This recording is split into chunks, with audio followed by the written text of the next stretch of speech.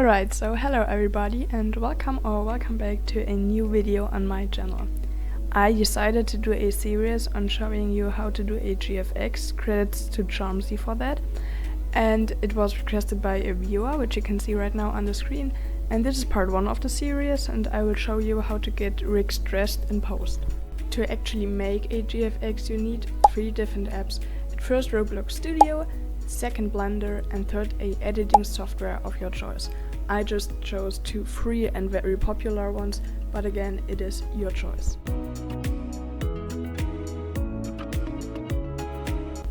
And once you've got all of those apps, we want to start by getting the textures and opening Roblox Studio for those. You will see a little window pop up which asks you to sign in, or sometimes you also get an error, but then just click try again like me and sign in. This platform is owned by Roblox, so nothing bad will happen. Once you're signed in, you will get to this loading page and it has your recent experiences, but you want to go down to open a template and just click the baseplate option. Once this is loaded too, I just go ahead and delete this spawn anchor because we just don't need it for a GFX, and sometimes you won't have the properties or explorer tab open, and you can do this by clicking on view and then on those 2 widgets, which I show right now on the screen. And when you can see both of them, you just want to go back to the home tab and then click on toolbox and something like this will show up. You want to change the models thing to a plugin and then just search for load character. There are a few different plugins that you can choose from. I personally like the one from Citronics, I believe that's how you pronounce it. You will just click on it and then press install. When everything's downloaded, you can just close it and then go on the plugins tab on the top and then click on the plugin you just installed, which would be the load character plugin. Then just copy and paste the username that you want GFX to be for and export it. You can export by right-clicking the username in the Explorer tab and then scroll down to export selection. Save it somewhere where you will find it later because we will need it. Once you're done with that, you can just close everything and you don't have to save it except if you want to use it later. And we will move on to the Blender part.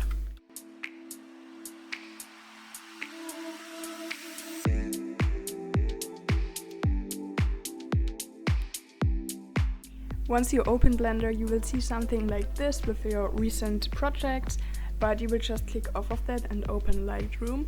I will have a file linked in the description to download.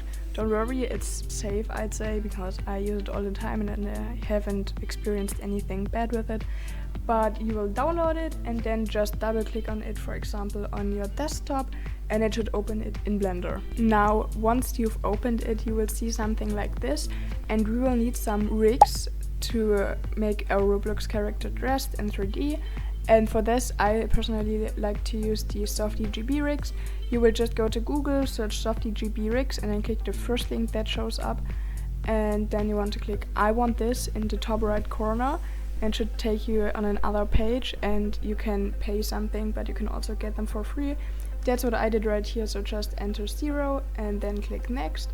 Then you have to type in an email address and again an amount you want to pay, or if you don't want to pay, you just type 0 again, and then you click on get. Normally you should then get a confirmation email and get loaded to this next page where you can download the rigs and some faces, which I downloaded both, because when you have a rig and a customer wants super happy face, you can just do it in the rig and don't have to do it in Roblox Studio, which would be more effort.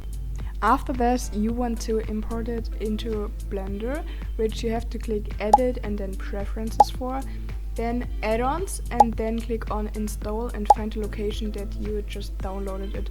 For me, it's in my downloads folder, but it may vary on your end. Now you should have this pop-up on the top right, and on the bottom there should be a SoftyGB rigs widget, and you will just click on it and then click on the rig that you want to use. For example, the avatar exported had the women rig used, but you can also use a blocky rig or a man rig. There are tons of different options and you just have to look for one that fits you. Now we want to get the right textures onto it, so we click on the right circle with 2 red squares, and then on the change texture we want to click the X and then open, and then just search for the location where we saved the avatar earlier and click on the image that looks like this. Once you've done that, your avatar should be dressed and looking like this, and if the textures won't show up, then you probably have an older Blender version and the rigs are just not comfortable with it, so you gotta play around and maybe update your Blender. Next on, we want to get the hair on the avatar, because right now it's old and doesn't have any accessories on it, and for this we want to click File and then Import and then Wavefront OBJ, and we want to search again for the location where we saved the avatar earlier, and then click on the .obj file, not the .mtl because then it won't import nothing, but on the .obj file. We also want to make sure to click on Geometry and then Split by Group, because otherwise the avatar will get imported in one piece and not in the different pieces for the accessories, for example.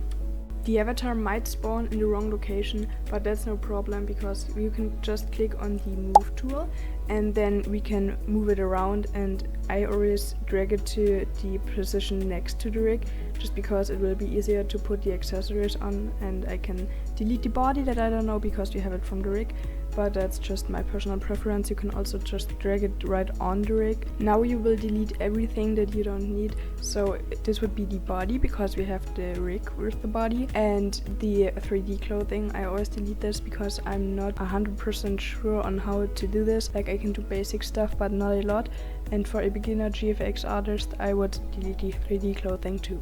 If your customer wants a different face, for example the super happy face, you want to drag up the nodes menu and make sure that on the left corner the mode is on shade editor, and then this should show up when you click on the rig.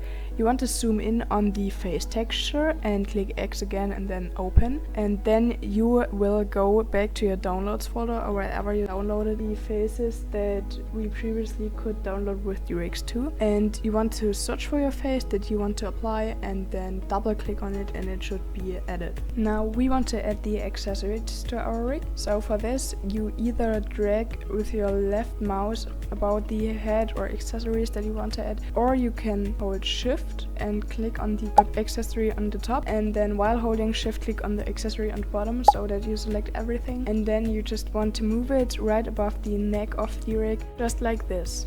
In the next step we want to bone the accessories to our rig, which basically means that if you pose the rig, the accessories will just move with it and you don't have to move everything separately. For this you want to click on the black lines around the rig that have to turn orange. Then you have selected it and you want to click on object mode and change it to pose mode.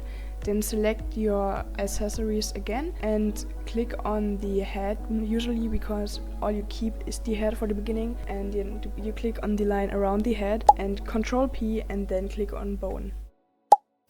Once we are done with that, we can go ahead and pose the rig, and for this we want to change to the rotate tool, and then you have those lines around the rig in different colors, and depending on which part of the body you want to move and bend, you will click on that line and then just rotate it around to the way you like it.